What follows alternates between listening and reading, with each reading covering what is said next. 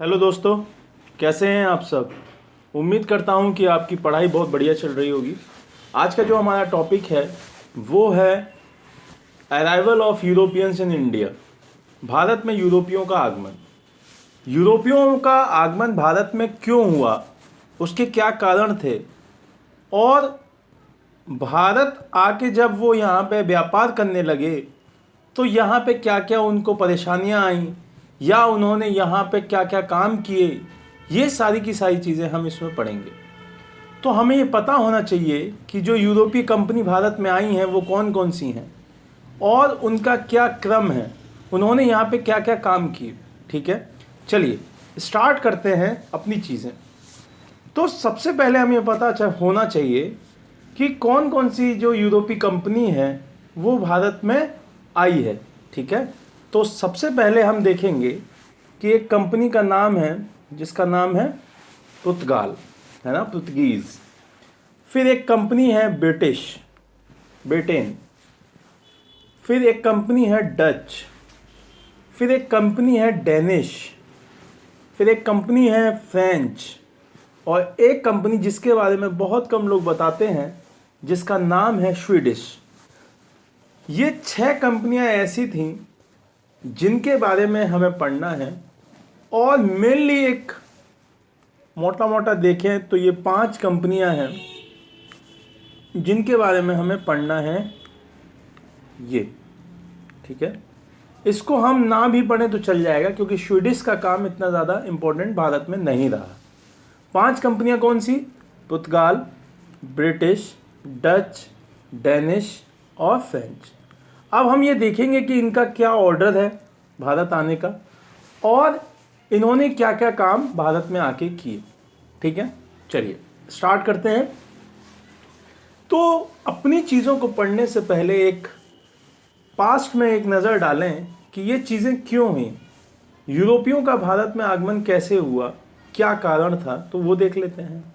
तो अगर मैं रीजन्स पे जाऊं, कारण पे जाऊं, तो कारण बहुत ज़्यादा क्लियर थे कि यूरोपियों को एक मार्केट की ज़रूरत थी, है ना, मार्केट की ज़रूरत थी और वो अपने व्यापार को बढ़ाना चाहते थे। अपने व्यापार को क्या करना चाहते थे? बूस्ट करना चाहते थे, व्यापार को बढ़ाना चाहते थे। इसीलिए उन्होंने नए रास्तों की खोज की और नई जगहों का खोज करना स्टार्ट किया। तो ये जो देश है, अगर हम वर्ल्ड मैप में देखें, ये पुर्तगाल है आपका और ये है उसके साथ लगा हुआ स्पेन। तो ये जो 2 देश हैं, इनके जो शासक हैं, अगर मैं कहूँ जो स्पेन का शासक था और जो पुर्तगाल का राजकुमार था, अगर पुर्तगाल के राजकुमार की बात करूं तो हेनरी द नेविगेटर। पुर्तगाल के राजकुमार का नाम क्या है? Henry the navigator. ठीक है, ये पुर्तगाल का राजकुमार था और इसने जो भौगोलिक खोज हैं उनका एक मतलब कार्य स्टार्ट किया कि भौगोलिक खोजों को करने का अगर श्रेय किसी को जाता है तो पुर्तगाल के राजकुमार को जाता है जिसका नाम है हेनरी द नेविगेटर। ठीक है, उसने काम स्टार्ट किया। तो सबसे पहले 1487 में एक पुर्तगाल का ही नाविक था। 1487 में एक पुर्तगाल का ही नाविक था जिसका नाम था बार्थोलोम्यू डियाज। बार्थोलोम्यू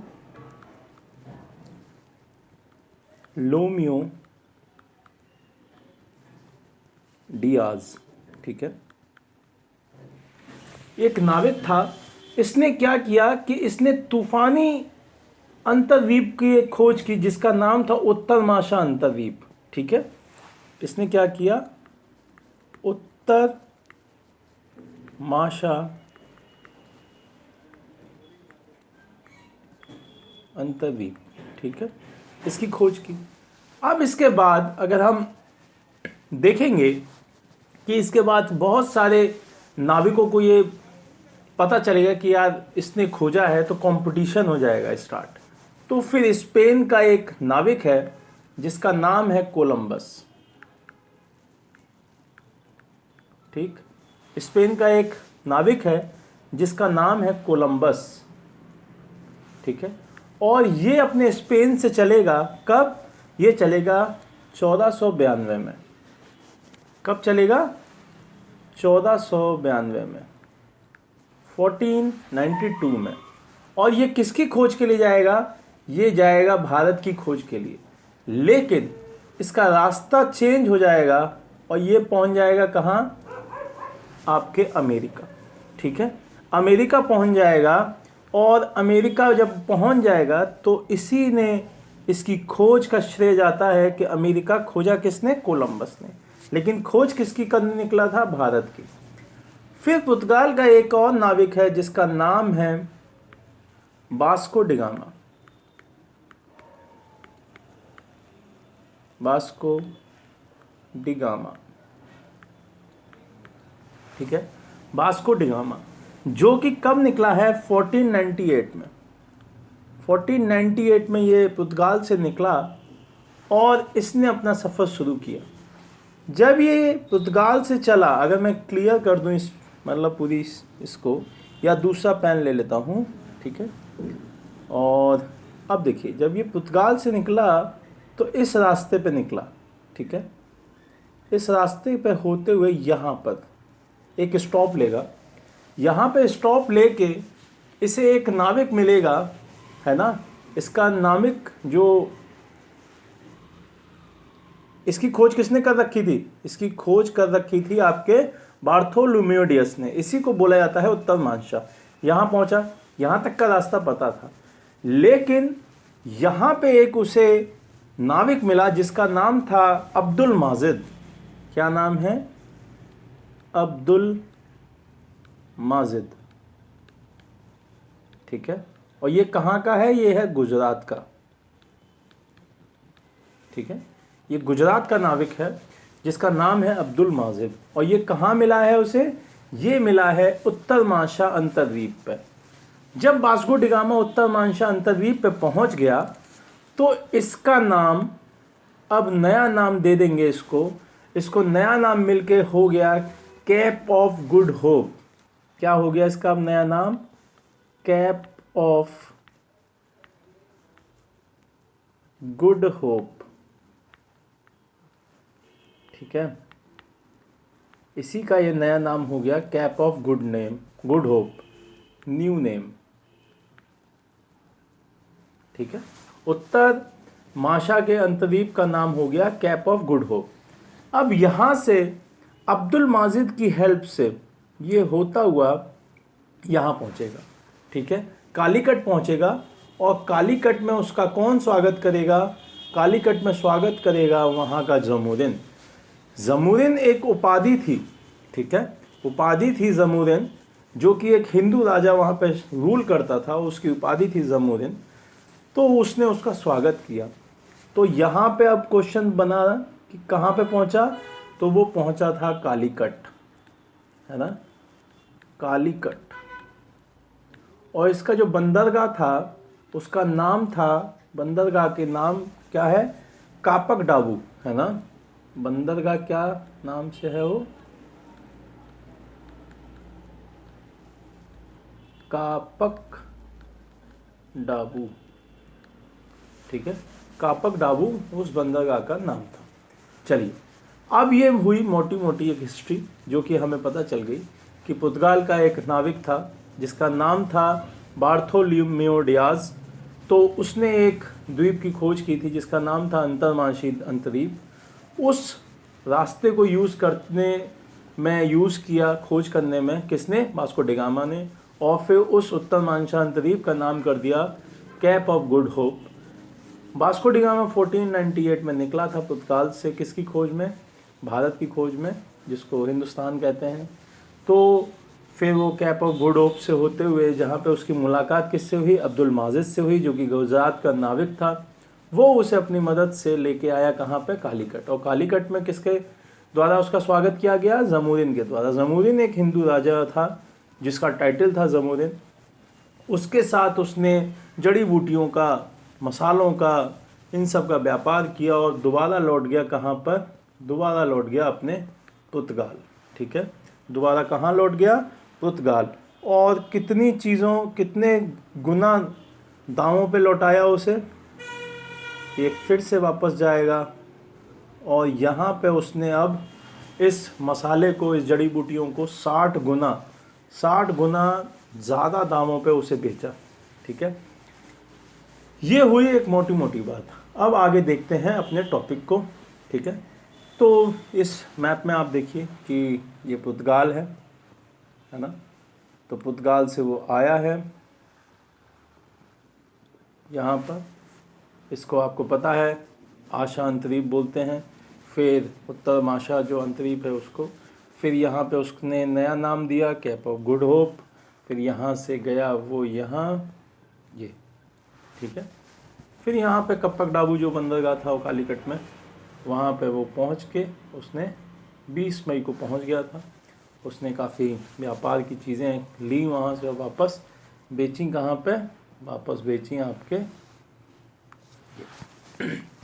ये हुई एक मोटी मोटी बात कि समुद्री खोज कैसे हुई और कैसे उसने व्यापार के सामानों को वापस ले जाके 60 गुना दामों पे बेचा। ठीक है, तो मेन पर्पज़ आपको पता चल गया क्या था। मेन पर्पज़ था व्यापार करना। ठीक है, मेन पर्पज़ क्या था? व्यापार करना। ठीक है, मेन पर्पज़ था व्यापार। ठीक, अब चलते हैं दूसरी चीज़ पर। इस चीज़ को पढ़ने से पहले, क्योंकि इसमें है यूरोपीय बस्तियों का विवरण, इस चीज़ को पढ़ने से पहले हम देख लेते हैं कि कौन कौन सी हमारी यूरोपीय कंपनी थी। ठीक है, तो ये हम देख लेते हैं कौन कौन सी हमारी यूरोपीय कंपनी थी।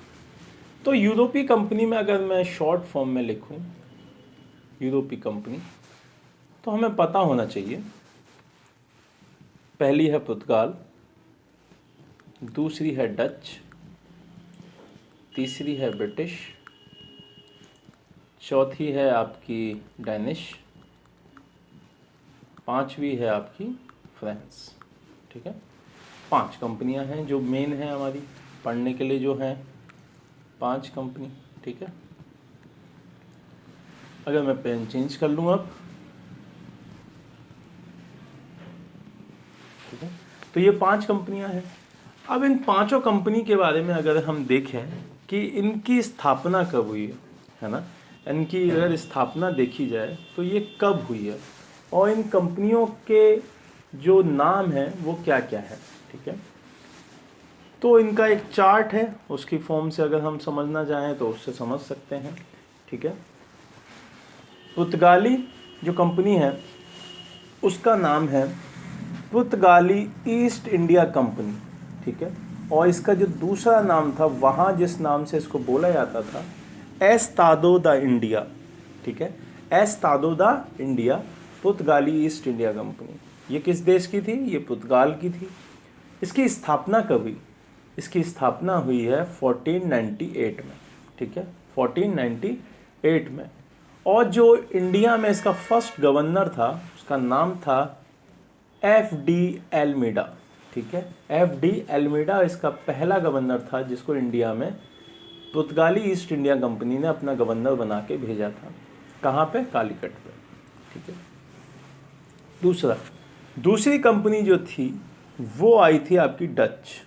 ठीक है, पहली कंपनी जो आई थी वो थी, मैं यहाँ पे नंबरिंग करूँगा जिस सीक्वेंस में वो आए हैं, मैं यहाँ लिख भी देता हूँ। पुर्तगाल, फिर उसके बाद डच, फिर ब्रिटिश, फिर डेनिश, फिर उसका बाद फ्रांस। ये ऑर्डर है आपका इंडिया में आने का। ठीक है, और जो ये ऑर्डर लिखा हुआ है आपका, अगर मैं इसको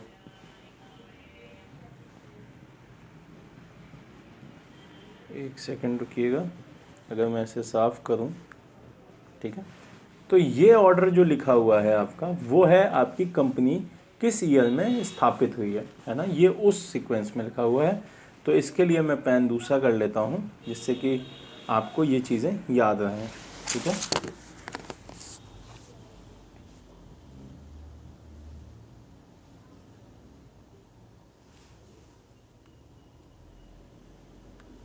ठीक। तो पहली जो कंपनी है जिसकी स्थापना हुई है वो है आपकी पुर्तगाल। ठीक।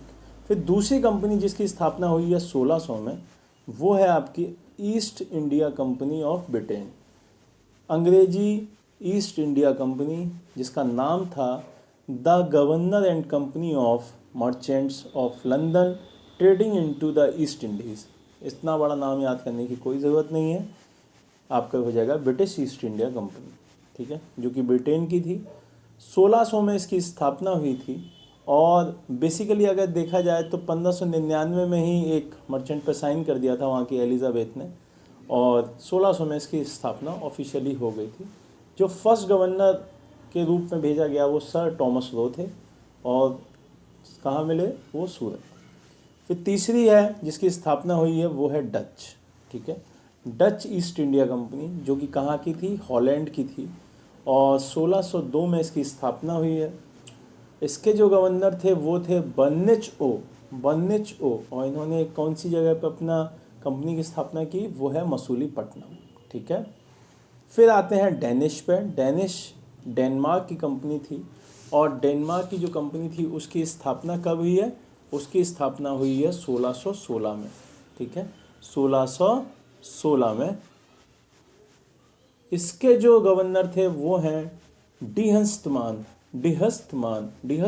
ठीक है, और इनकी जो कंपनी की जो स्थल था जहाँ पे इन्होंने अपनी कंपनी स्थापित की वो है सूतानाती, है ना। ये सारी की सारी जगह हैं इंडिया में। ठीक है, और ये जो स्थापना है और ये जो जहाँ पे मेन देश है उसका वो है। ठीक। फिर आते हैं फ्रांसीसी ईस्ट इंडिया कंपनी पे, जिसका नाम था द इंडेस ओरिएंटलेस। ठीक है, द इंडेस ओरिएंटलेस फ्रांसीसी का। इसकी स्थापना हुई है 1664। उनके लुई 14 के टाइम में, जो वहाँ के शासक थे लुई 14, उसके एक मंत्री था काल्बर्ट, है ना। काल्बर्ट ने इसकी स्थापना की थी, तो उसी को देखिए, उन्हीं को गवर्नर बनाया गया इसका पहला, काल्बर्ट को, है ना। और लुई 14 के टाइम में इसकी स्थापना की गई थी, और इसकी कंपनी का जो फैक्ट्री थी वो सूरत में खुली। फिर एक छठी कंपनी है जिसके बारे में मैंने बताया था, काफ़ी लोग इसके बारे में नहीं जानते हैं, तो स्वीडिश ईस्ट इंडिया कंपनी है, जो कि स्वीडन की थी, और 1731 में इसकी स्थापना की गई थी, और इसके गवर्नर थे विलियम यूसेलिक्स, है ना। तो इसकी जो मतलब स्थल है वो है गोहेनबर्ग। ठीक है, तो ये 6 कंपनियां ऐसी थीं जो कि मतलब यूरोप की थी, और उन्होंने यहाँ पे अपना कंपनियां स्थापित की, फैक्ट्रियाँ स्थापित की। भारत आने का जो क्रम है वो आपको मैं बता चुका हूँ। पुर्तगाली आए सबसे पहले, फिर डच आए, फिर ब्रिटिश आए, डेनिश आए, फ्रांसीसी आए, स्वीडिश आए। ये 6 के 6 इस क्रम में आए हैं। ठीक है, चलिए फिर अब हम देख लेते हैं कि मोस्ट इम्पोर्टेंट जो व्यापारिक केंद्र थे उनके बारे में, कहाँ कहाँ पे इन्होंने अपने व्यापारिक केंद्र बनाए थे। ठीक, ये देखिए जो स्टार से बना हुआ है वो ब्रिटिश का है।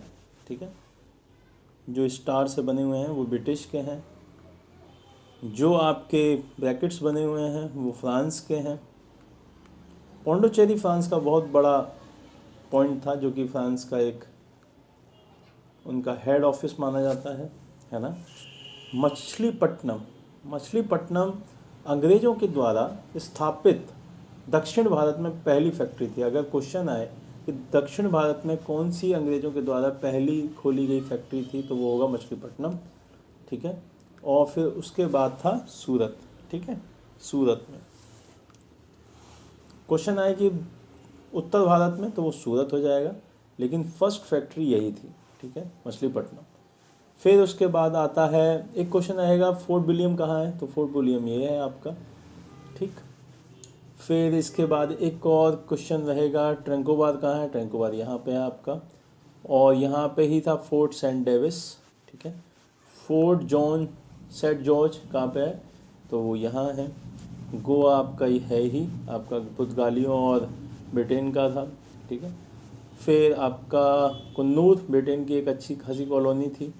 कालीकट पुर्तगालियों का है। कोचीन पुर्तगालियों का है। ये जो एरिया है ये पुर्तगाली और ब्रिटेन का रहेगा। आप एक चीज़ और नोटिस करेंगे कि जहाँ पे पुर्तगाल है वहाँ पे ब्रिटेन मिल जाएगा। क्यों? क्योंकि पुर्तगाल और ब्रिटेन के बीच में एक शादी हुई जो कि पुर्तगाल की लड़की थी, उनकी जो राजकुमारी थी उसका विवाह किससे किया गया? ब्रिटेन के राजकुमार से। ठीक है, तो ब्रिटेन के राजकुमार से जब शादी की गई तो बहुत सारी चीज़ें इन दोनों के बीच में मैत्रीपूर्ण हो गई, है ना। जब आपके कोई रिश्तेदार बन जाएंगे तो फिर आप उसके साथ युद्ध नहीं करेंगे। तो यही चीज़ हुई पुर्तगाल और ब्रिटेन के बीच में, और इसी वजह से उन दोनों का झगड़ा ख़त्म हो गया। ठीक है, तो वहाँ पे आप देखेंगे कि इस पूरे एरिया में आपको पुर्तगाल और ब्रिटिश मिल जाएगा, है ना। लेकिन इस एरिया में आपको पुर्तगाल नहीं मिलेगा। यहाँ मिलेगा आपको कौन? ब्रिटेन मिलेगा, फ्रांस मिलेगा, आपको डच मिलेंगे, डेनमार्क मिलेगा, सिर्फ यहाँ पे। ठीक है, तो आपको ये चीज़ पता होनी चाहिए कि अब इन्होंने क्या क्या काम किए। ठीक है, तो क्या क्या काम किए वो अब हम पढ़ लेते हैं। ये मैंने आपको बता ही दिया। सूरत में एक फैक्ट्री है। ये सारी की सारी आप स्क्रीनशॉट ले लें, ठीक है, जिससे आप देख लें कि कब कौन सी ईयर में आपकी कॉलोनियाँ बसी हैं। ठीक है, अब हम पढ़ते हैं अपने टॉपिक को कि क्या क्या काम किए, मोस्ट इम्पॉर्टेंट जो काम हुए हैं उनके बारे में पढ़ लेते हैं कि इन्होंने क्या क्या काम किए हैं। तो अगर पुर्तगालियों के बारे में देखा जाए तो पुर्तगालियों का मैंने बताया आपको कि 1498 में वास्को डी गामा भारत आया। ठीक है, वास्को तो इंडिया आया, ये कालीकट। फिर यहाँ पे इसके जो ऑफिशियल चीज़ें देखी जाएंगी वो हैं आपके जो गवर्नर है आपका, है ना, अल्मेडा। गवर्नर जो अल्मेडा है उसके काम देखे जाएंगे। ठीक है, उसके काम देखें अगर तो उसके जो मोस्ट इम्पोर्टेंट काम है उसका एक है अल्मेडा का ब्लू वाटर पॉलिसी। ठीक है, नीले पानी का सिद्धांत, नीले पानी की सिद्धांत। इसमें क्या है कि इसमें जो अरब सागर था, है ना, यहाँ पे शांतिपूर्वक व्यापार करने की पॉलिसी थी। शांतिपूर्वक व्यापार, ठीक है, इसके लिए एक पॉलिसी थी ब्लू वाटर पॉलिसी। और अगर अल्मेडा का टाइम देखा जाए तो 1505 से 1509 है।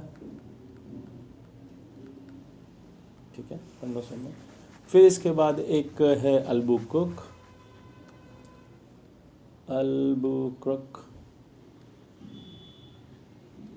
ठीक है, इसका टाइम पीरियड क्या है? इसका टाइम पीरियड है 1509 से लेके 1515। ठीक है, इसमें क्या है कि इसने अपना जो मुख्यालय था वो कोचीन कर लिया था। इसने अपना ऑफिस कोचीन बनाया। ठीक है, कोचीन को बनाया हेड ऑफिस।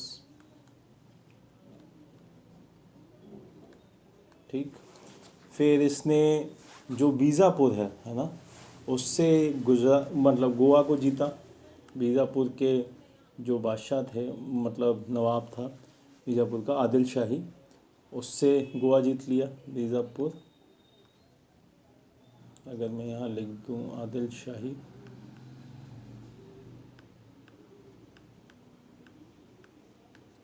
उससे गोवा जीता।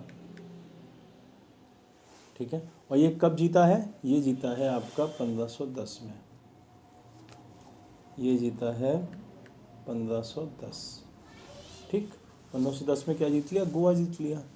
फिर इसी के टाइम में एक शासक हुए हैं विजयनगर के, कृष्णदेव राय। ठीक है, उनसे भटकल में किला बनाने की आज्ञा प्राप्त की थी। किसने? अल्बुकर्क ने। कृष्ण देव राय। ठीक है, तो यहाँ पे भटकल एक जगह पड़ती है, भटकल, वहाँ पे किला बनाने की परमिशन ली भटकल में। ठीक है, फिर उसके बाद कुछ और इम्पोर्टेंट काम किए इन्होंने, जैसे कि 1515 में एक चर्च का निर्माण किया, जो कि फर्स्ट चर्च है इंडिया में। 1515 में कहाँ पे किया वो किया गोवा में, है ना, गोवा में फर्स्ट चर्च, ठीक है, जिसका नाम क्या है, जिसका नाम है सेंट जेवियर, सेंट जेवियर, ठीक है, ये हो गया। फिर उसके बाद एक इनके टाइम में युद्ध हुआ है संयुक्त मुस्लिम नौसेना से, है ना, जिसमें आपकी 3 सेनाएं थीं, गुजरात, मिस्र और तुर्की, गुजरात, मिस्र प्लस तुर्की, ठीक है, ये 3 सेनाएं थीं, इनके साथ इनका युद्ध हुआ है। और इसमें कौन जीतेगा, इसमें जीतेंगे आपके ये जो अल्मीडा है वो हार जाएंगे इसमें, और नहीं, ये अल्मीडा के टाइम हुआ है, ठीक है, तो इसमें अल्मीडा हार जाएगा, ठीक है, और ये तीनों जीत जाएंगे, ठीक है। और 1509 में ही, ये 1508 की बात है, तो 1509 में फिर से युद्ध होगा, उसमें अल्मीडा जीत जाएगा, ठीक है। फिर आपका और देखा जाए जो मोस्ट इम्पोर्टेंट चीज़ें हैं कि अलबुकुक ने एक बहुत अच्छा काम किया, सती प्रथा बंद कर दी, ठीक है, 1515 में सती प्रथा पे बैन,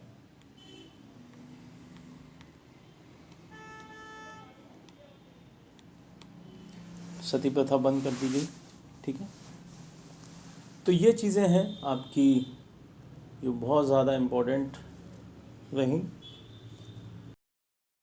अब अलबुकुक के बाद जो तीसरा मोस्ट इम्पोर्टेंट गवर्नर है वो है आपका नोनो दी कूना, है ना, उसका नाम होगा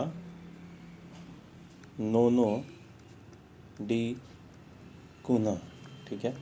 और इसका जो टाइम पीरियड होगा वो होगा 1529 से लेके 1538 तक का। नोनो डी कूना के जो मोस्ट इम्पोर्टेंट काम है वो ये है कि जो राजधानी कोचीन अलबुकुक ने बनाई थी उसको अब ये शिफ्ट कर देगा कहाँ पे, गोवा में, ठीक है। नई राजधानी अब बना देगा जो कि आपकी क्या होगी, गोवा, ठीक है। और आपको याद होगा कि गोवा किसने जीता था, अलबुकुक ने जीता था, ठीक, किससे जीता था, आदिल शाही से जीता था, जो कि कहाँ का सुल्तान था, जो कि सुल्तान था आपका बीजापुर का। कब जीता था, ये जीता था 1510 में, ठीक है। तो ये चीज़ें होंगी, है ना। फिर इसके बाद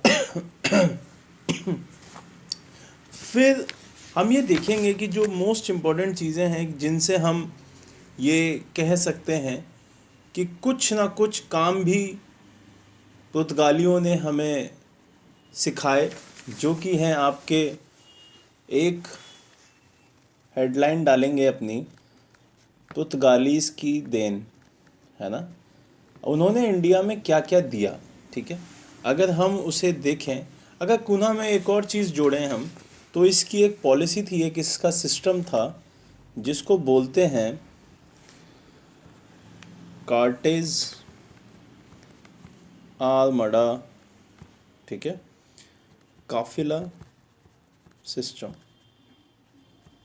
ठीक, कार्टेज आर्मडा काफिला सिस्टम।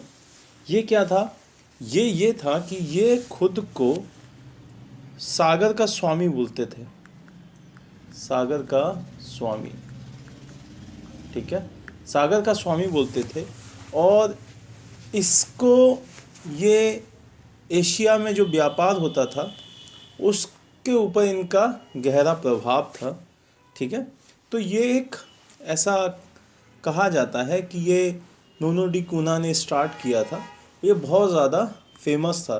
तो 2 चीज़ें फेमस हुई, एक ब्लू वाटर पॉलिसी और एक कार्टेज आल्मेडा काफिला सिस्टम, ठीक है। चलिए अब एक और चीज़ इनकी देख लेते हैं, जो है सबसे पहले 1560 में एक चीज़ हुई जो कि है ईसाई धर्म न्यायालय, ठीक है। ये किसने स्टार्ट किए? ये स्टार्ट किए पुर्तगीज़ ने। फिर एक चर्च की देन है ना, चर्च दिए। और आप एक दो चीज़ें और हैं जो कि जैसे कि आप फसल के ऊपर ले लेते हैं, है ना, जैसे तम्बाकू है, तंबाकू है, आलू है, मक्का है, ठीक है।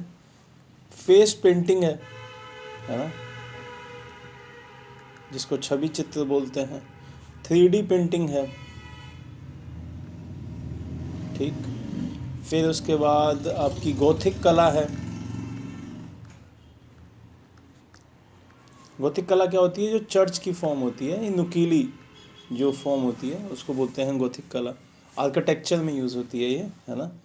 फिर आते हैं आपकी प्रिंटिंग प्रेस। प्रिंटिंग प्रेस दी, है ना। आधुनिक जहाज निर्माण करने की फैक्ट्री बनाई, ठीक है। आधुनिक जहाज बनाने का कारखाने,